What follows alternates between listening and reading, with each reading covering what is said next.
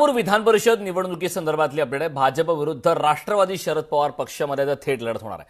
भाजपाचे राजेंद्र राऊत तर राष्ट्रवादी शरद पवार पक्षाकडून वसंत देशमुख हे उमेदवार आहेत। विधान परिषदेसाठी 18 तारखेला मतदान तर 22 जून रोजी मतमोजणी होणार आहे।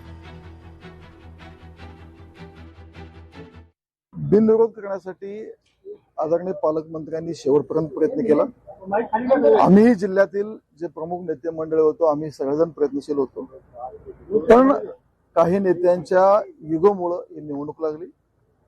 ज्यांच्यामुळे निवडणूक लागली त्यांना आम्ही आता निकाला दिवशी उत्तर देऊ। किती आहे फॉर्म भरायला म्हणजे अस्तित्व दाखवण्यासाठी? अरे फॉर्म तर कुणी भरू शकतं। 9 जण फॉर्म भरले होते।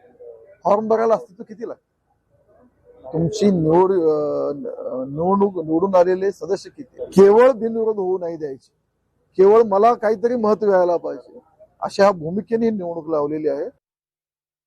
बातमी परभणीमधून। परभणीत 2 जणांनी माघार घेतले। संग्राम जामकर, विजय जामकर यांनी आपला अर्ज मागे घेतलाय। महायुतीत बंडखोरीची मनधरणी करण्यात अखेर यश आलंय। मोठे अपडेट, संग्राम जामकर, विजय जामकर यांनी आपला अर्ज मागे घेतलेला आहे। परभणीमधून सुद्धा या महत्वाची घडामोडी घडत आहेत। महायुतीमध्ये बंडखोरीची मनधरणी करण्यात अखेर यश आलंय। परभणीत विश्वजित बुधवंत यांनी आपला उमेदवारी अर्ज मागे घेतलाय। मेघना बोर्डीकर यांच्या उपस्थितीमध्ये ही माघार घेण्यात आली। महायुतीच्या नेत्यांसोबत झालेल्या बैठकीनंतर माघारीचा हा निर्णय घेण्यात आला।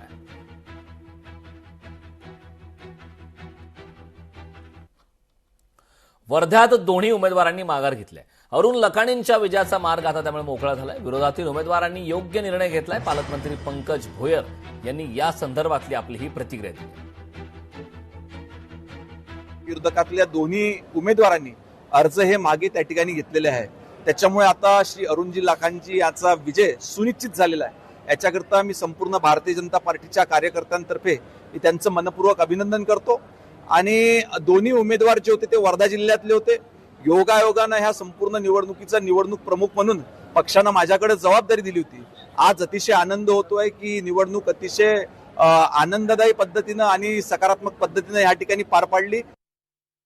बातमी संभाजीनगरमधून। छत्रपती संभाजीनगर जिल्हा मध्यवर्ती सहकारी बँक निवडणुकीत या निवडणुकीसाठी अतुल सावेंचा उमेदवारी अर्ज हा दाखल करण्यात आला।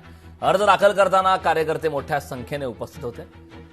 हे दृश्य पाहतोय। उमेदवारी अर्ज दाखल करतानाची दृश्य। या निवडणुकीत सुद्धा नाट्यमय घडामोडी आणि नाराजी नाट्य पाहायला मिळालं होतं। छत्रपती संभाजीनगर जिल्हा मध्यवर्ती सहकारी बँक निवडणुकीमध्ये आता या निवडणुकीसाठी अतुल सावे यांनी आपला उमेदवारी अर्ज दाखल केला। तर या ठिकाणी सुद्धा विरुद्ध सत्तार अशा प्रकारची रंगतदार लढत पाहायला मिळण्याची शक्यता आहे। अमरावती स्थानिक स्वराज्य संस्था निवडणुकीत 3 उमेदवार हे निवडणुकीच्या रिंगणात आहेत। एका उमेदवाराचा उमेदवारी अर्ज छाननी दरम्यान रद्द झालाय। महाविकास आघाडीतर्फे हर्षजित देशमुख, महायुतीतर्फे प्रवीण पोटे पाटील आणि वंचिततर्फे निलेश विश्वकर्मा हे निवडणुकीच्या रिंगणात आहेत।